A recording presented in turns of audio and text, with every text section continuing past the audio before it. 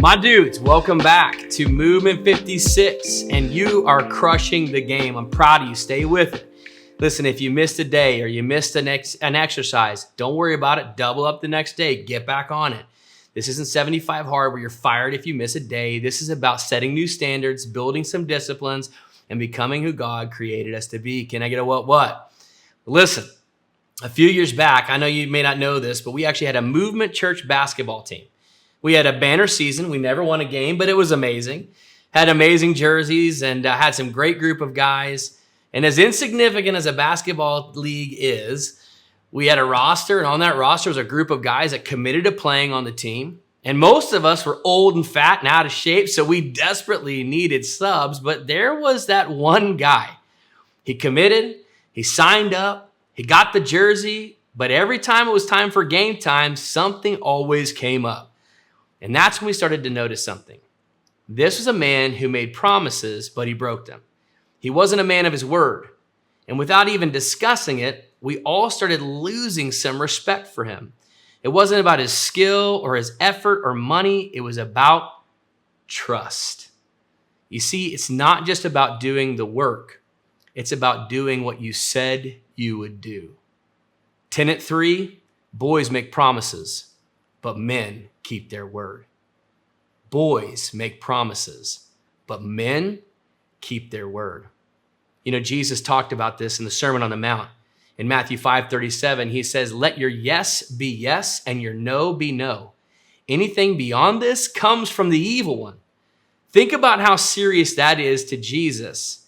He's saying, don't swear on your mother's grave. Don't swear on the name of the Lord. Just be the kind of man whose word actually means something. Jesus himself is the living word. His promises are unshakable. And when we keep our word, we reflect him.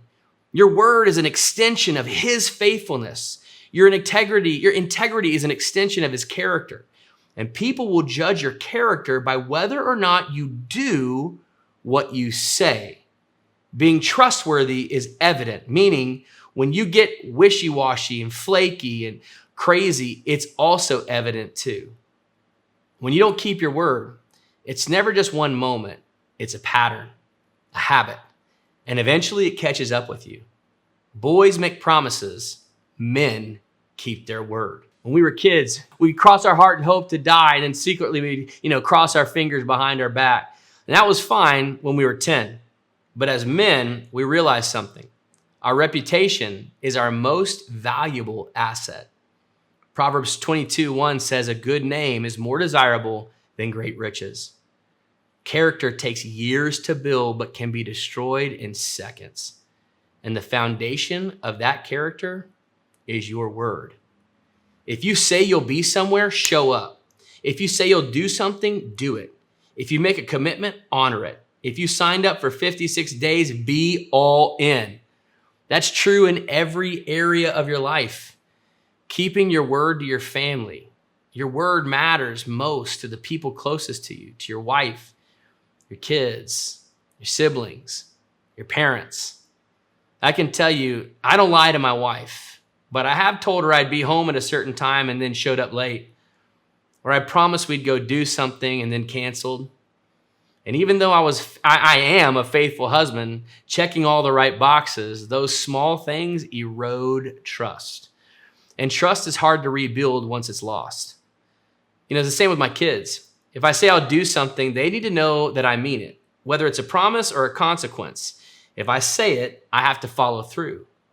In fact, be careful what you say to your kids, in the good or in the bad. If you promise to do something, follow up with that promise. If they're acting out and you're bringing a consequence, follow up with that consequence. Make sure you're careful to do what you say you do to your kids, with your kids. How many times have my kids heard me say something and I didn't follow through? What I'm doing is I'm teaching them that my word doesn't actually mean anything. It's the same with our friends, our neighbors, or our coworkers. Hey, BTW, by the way, for my boomers on here, keep your word at work. Have you ever worked with someone who cuts corners or shows up late or does the bare minimum? It's frustrating. Because at the end of the day, keeping your word isn't just about big moments, it's about consistency. And the truth is, you start to slowly not trust that coworker. So being on time is keeping your word. Following through on task is keeping your word. Doing the right thing, even when no one is watching, is keeping your word. If you're on team at Movement Church and you say you'll be there on Sunday, be there on Sunday. That's keeping your word. Jesus said you shouldn't need a contract to back every decision. Your word should be enough. My friend Juan Valenciana always says my word is platinum. I love it, but I also believe it because I've known him long enough to know that if he says he'll be there, he'll be there. And this applies to every industry. Whatever you do, whether you're a CEO, a teacher, a tradesman, respect is built on trust. We live in a world where cutting corners is normal, where people think if I don't get caught, it's fine. But in the kingdom of God, that is not how it works. We represent Christ and how we keep our word. Keeping your word to the world is crucial. This isn't just about your family or your job. It's about your witness, your impact. 1 Peter 3:15 says, always be ready to give an answer for the hope that you have. In other words, always know what it is that you believe and why you believe it. Why? Because people are watching. They notice when you don't flake on commitments.